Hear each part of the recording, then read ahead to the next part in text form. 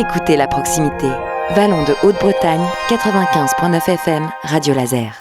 Il y a 10 ans, naissait Vallon de Haute-Bretagne, communauté, VHBC pour les intimes, une communauté de communes, un projet de vie et un bassin de vie commun pour plus maintenant de 45 000 Brétiliens et Brétiliennes. Ce projet de vie, on a souhaité y revenir. Vous le racontez à nouveau avec deux hommes qui ont contribué à le façonner. Joël Sieler, second président de Vallon de Haute-Bretagne Communauté. Souvenez-vous, il avait pris la suite du premier président, Philippe Gouron, en 2018. Et Thierry Beaujoin, actuel président de la communauté de communes. Bonjour à vous deux. Bonjour. À 45 000, donc, c'est le nombre d'habitants qui vient d'être franchi sur le territoire de Vallon de Haute-Bretagne Communauté. Ce chiffre, il est en augmentation permanente. Thierry Beaujoin, c'est que le cap est bien tenu. Oui, c'est un territoire très attractif, avec une partie qui est proche effectivement de Rennes, notamment Guichen, voilà, et puis des communes comme Guipry-Messac qui, grâce à la fusion en 2016, ont pris un peu d'essor, notamment l'arrivée du collège, voilà, et puis le secteur de Val-d'Anas, avec Val-d'Anas qui est en tête, et par contre des petites communes qui ont du mal, effectivement, malgré la politique de VHBC en leur faveur, sur le développement de lotissement, de dotations supplémentaires. Je pense qu'ensemble, on va revenir sur cette question des différences qui existent entre les communes à l'intérieur de Vallon de Haute-Bretagne Communauté. Mais en tout cas, Joël Sieler, il y a 10 ans, au lancement de la communauté de communes, vous les imaginiez, ces 45 000 habitants ? Je pense qu'on devait être à 40 000 habitants, peut-être. Alors, c'était une fusion qui n'était pas naturelle, forcément, mais qui s'est bien mise en place avec un territoire comme celui de Val-d'Anas, qui, lui, était tenu de se marier avec un autre territoire par la loi, et les communes de Guipry-Messac, Saint-Malo-de-Filly et Loyac qui nous ont rejoints par la volonté, à mon avis, d'être sur un axe structurant qui était l'axe Rennes-Redon, qui avait du sens.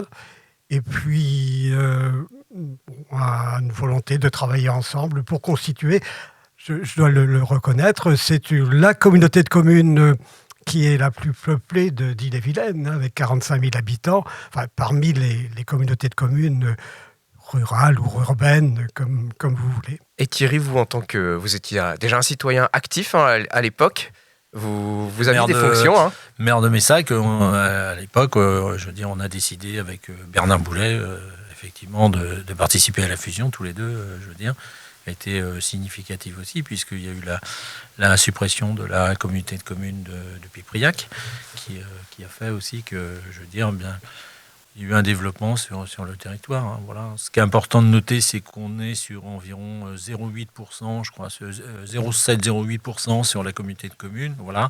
Et ce qu'on peut dire, c'est très important, parce qu'à une époque où, effectivement, on s'aperçoit que dans les écoles, on a une baisse des enfants, il faut maintenir un cap pour pouvoir conserver nos écoles sur notre territoire rural. Aujourd'hui, ces écoles elles sont sécurisées, tout va bien ? Si on prend les chiffres d'Ille-et-Vilaine où on a participé à une réunion, on est quand même sur une baisse aujourd'hui d'élèves sur l'Ille-et-Vilaine d'environ 1200 élèves par an, alors qu'on était à une époque à 700 élèves. Et donc l'arrivée effectivement de population sur notre territoire est une population qui vient de l'extérieur, qui n'est pas spécialement une population de jeunes.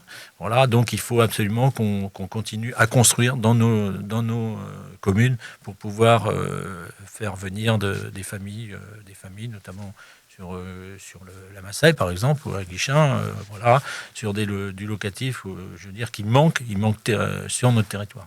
Et c'est aussi pour ça que vous, tous les deux, je sais que par exemple le projet Aqua Vallon, donc la piscine communautaire à Guichen, Pont-Réan, qui est installée donc pas très loin par exemple du cinéma Le Bretagne à Guichen, vous y êtes forcément déjà allé depuis son ouverture de toute façon, mais voilà, c'était un projet important dans ce sens-là. Oui.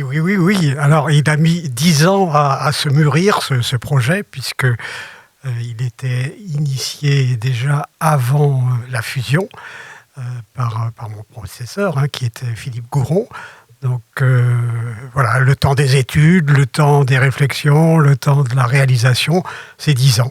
Et l'ouverture au mois de mai, c'est ça, dernier, est un événement important pour le territoire. Oui, et c'est un équipement communautaire à forte valeur, oui.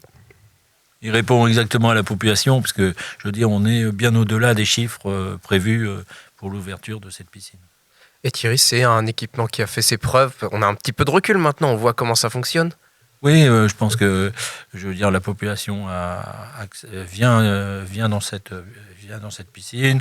Je veux dire, on a également la piscine de Basse-Bretagne, mais on s'aperçoit que, en fin de compte, ces piscines ont un succès grandissant par rapport à ce qui était prévu au départ. Voilà, donc c'est important, effectivement, de continuer sur cette lancée-là. Donc la deuxième piscine de Guy Premier 5 est en cours aussi, puisque, je veux dire, on a un permis qui est validé, mais on a, sur notre territoire, effectivement, un fleuve, la Vilaine, qui nous pose des soucis de plan de prévention des risques d'inondation. Et donc, le nouveau PPRI nous posait quelques soucis. Et donc là, on est en travail rapproché avec la DTTM, notamment aussi bien pour la base nautique de Pont-Réan que l'école de Guichin, que la piscine de Guy Premier 5.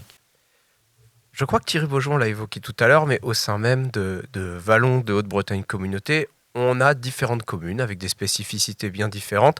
Je pense par exemple, quand on sait qu'au sein du même espace, on va avoir des communes à taille un petit peu plus modeste comme les Brûlés, des communes comme celle où on est en ce moment, par exemple Guichin-Pont-Réan. Comment on fait cohabiter toutes ces communes en même temps, Thierry? Est-ce que la mayonnaise arrive à prendre? Je pense que le rôle du président, c'est d'essayer de faire prendre la mayonnaise.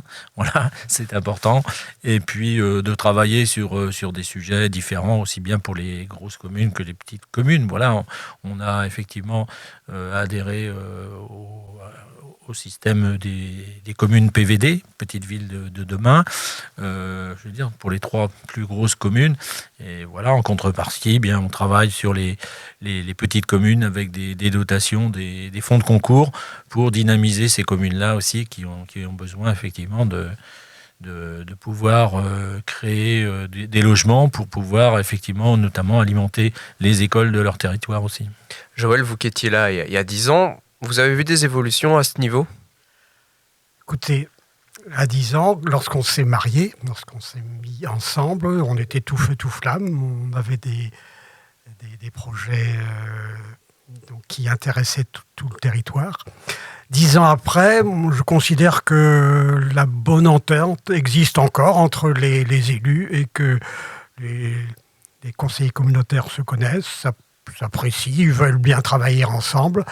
Et je souhaite effectivement que l'on puisse continuer dans ce même état d'esprit. Avec effectivement quelque chose qui revient souvent dans nos débats, c'est la différence entre les communes les plus importantes, les mieux dotées, et celles qui sont plus petites. Mais là aussi, la communauté de communes, comme vient de le dire Thierry, a mis en place des propositions pour rééquilibrer et faire en sorte que les petites communes se développent au même titre que les grosses communes. Il y a encore énormément de choses à dire sur le passé, le présent et l'avenir de Vallon de Haute-Bretagne Communauté. Et c'est pour ça qu'on va retrouver Joël Sieler et Thierry Beaujon dès demain. Vous les retrouvez d'ailleurs toute la semaine jusque vendredi sur l'antenne de Radio Laser.